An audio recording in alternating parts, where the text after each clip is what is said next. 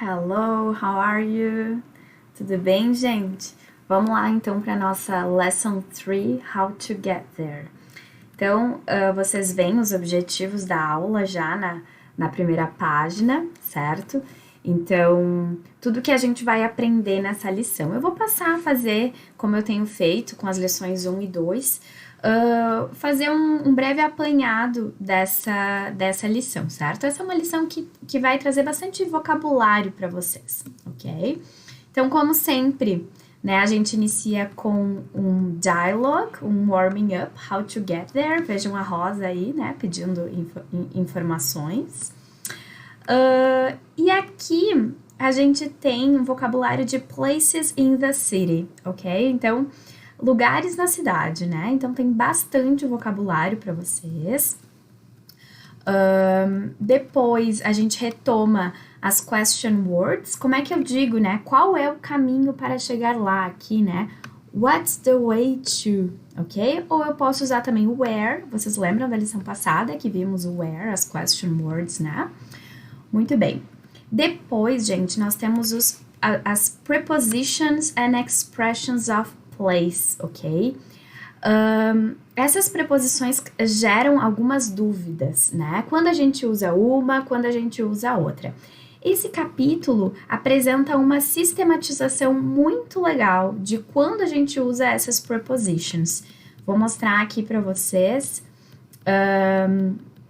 um quadrinho em que a gente tem, olhem aqui, ó, in, at e on, certo? Então, vocês têm explicações de como usar.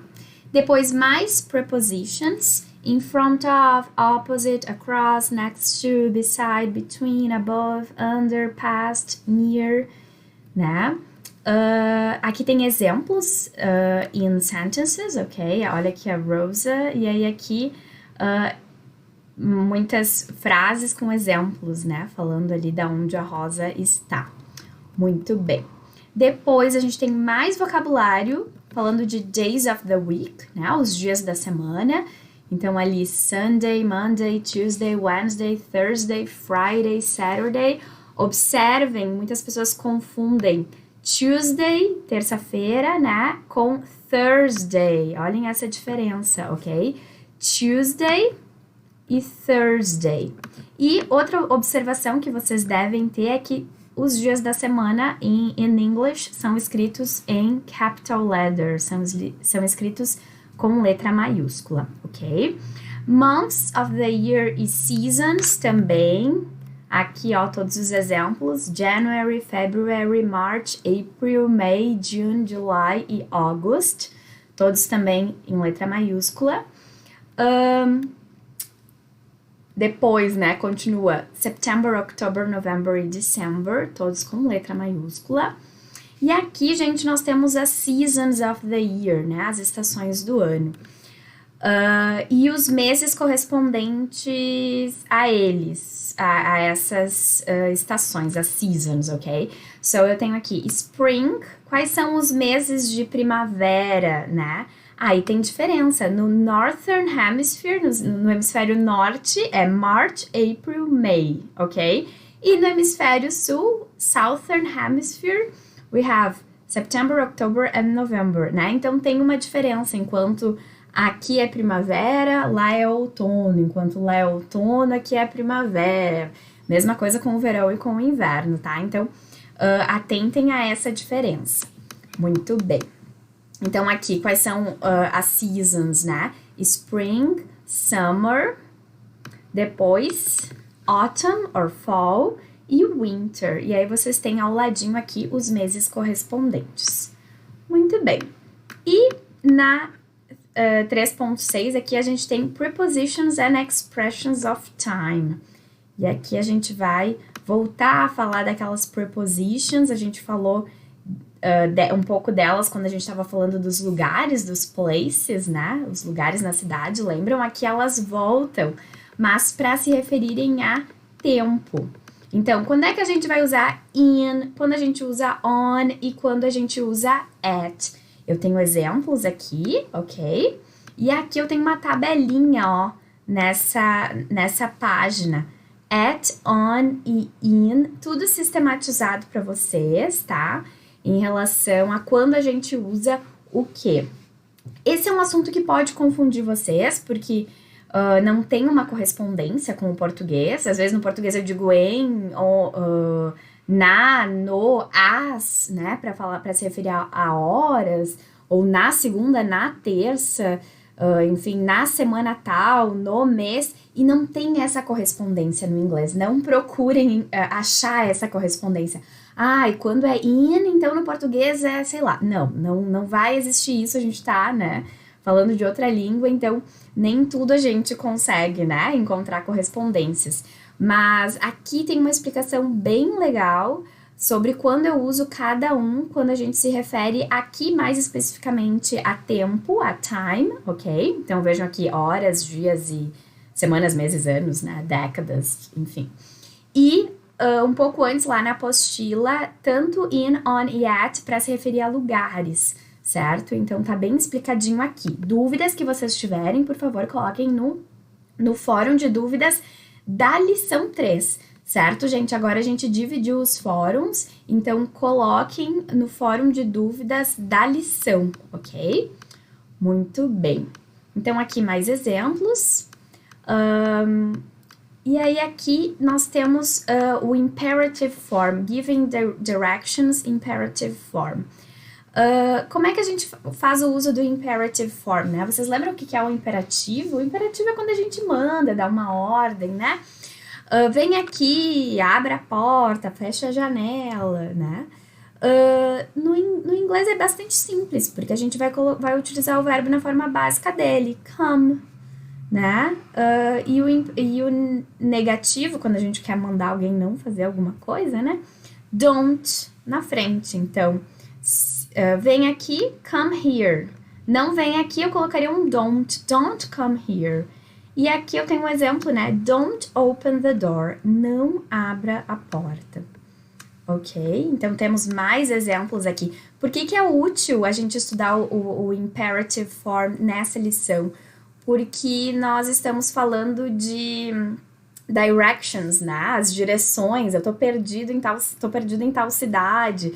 Como é que eu faço para me localizar? Em geral, a gente vai pedir informação e as pessoas vão nos dizer, né? Take, pegue tal rua, walk along, walk up, walk down, go straight ahead, go along, turn left, né? Vira à esquerda, turn right, vira à direita e assim por diante, ok?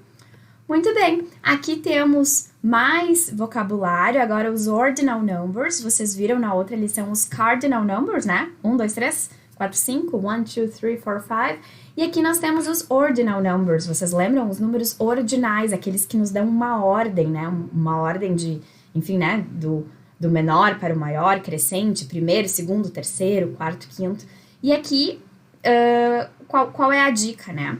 Só vai mudar, eu tenho uma diferença no primeiro, no segundo e no terceiro. A partir do quarto, eles seguem o mesmo padrão. For example, como eu digo primeiro in English? First, ok? Se vocês quiserem colocar isso com o número cardinal, vocês colocam o número 1 e o ST, ok? Depois, deixa eu aumentar aqui para ficar um pouco melhor para vocês visualizarem. Depois, second. É o segundo, então eu usaria o número 2 mais ND ao lado. Third, número 3 mais RD.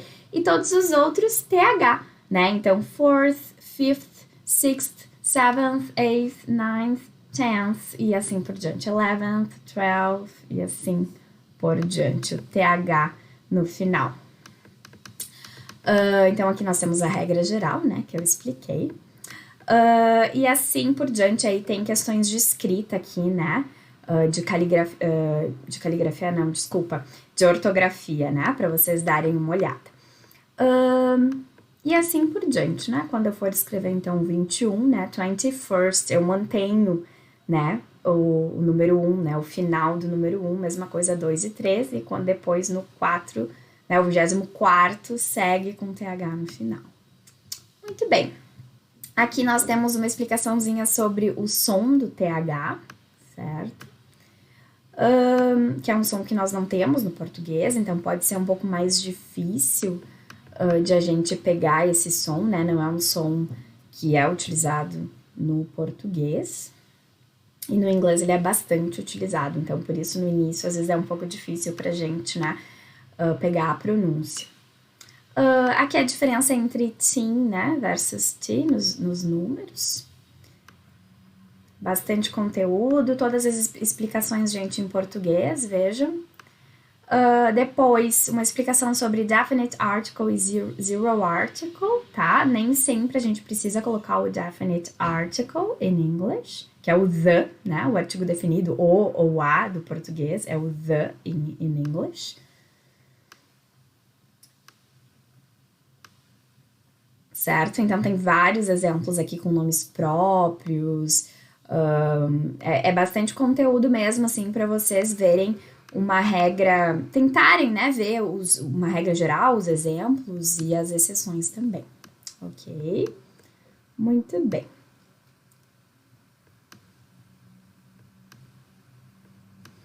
E para finalizar, gente, um texto sobre the school year in the USA, né? Todo o textinho tá em inglês, é uma boa forma de vocês praticarem o reading, né, a leitura de vocês. E eu acho muito interessante a leitura desse texto, porque nos localiza bastante, né? Como funcionam as coisas lá, para quem não sabe ou para quem só ouviu falar, né? Porque o ano escolar é diferente, né? Então, essa é uma das questões legais desse material que vai falar também sobre questões culturais, ok? Dúvidas, pessoal, que vocês tiverem em relação ao texto, em relação às palavras, né? Vejam que essa lição traz bastante vocabulário pra gente, né? Então, dúvidas que vocês tiverem, coloquem lá no fórum da disciplina. E outra coisa que eu gostaria de chamar a atenção de vocês é que, às vezes, na apostila aparece o nome de um exercício que não consta necessariamente no nosso Moodle, né? Eu tô vendo nos fóruns de dúvidas várias questões sobre isso. Eu procurei, né? Na apostila tá dizendo para eu fazer tal exercício, mas eu vou no Moodle e não tem.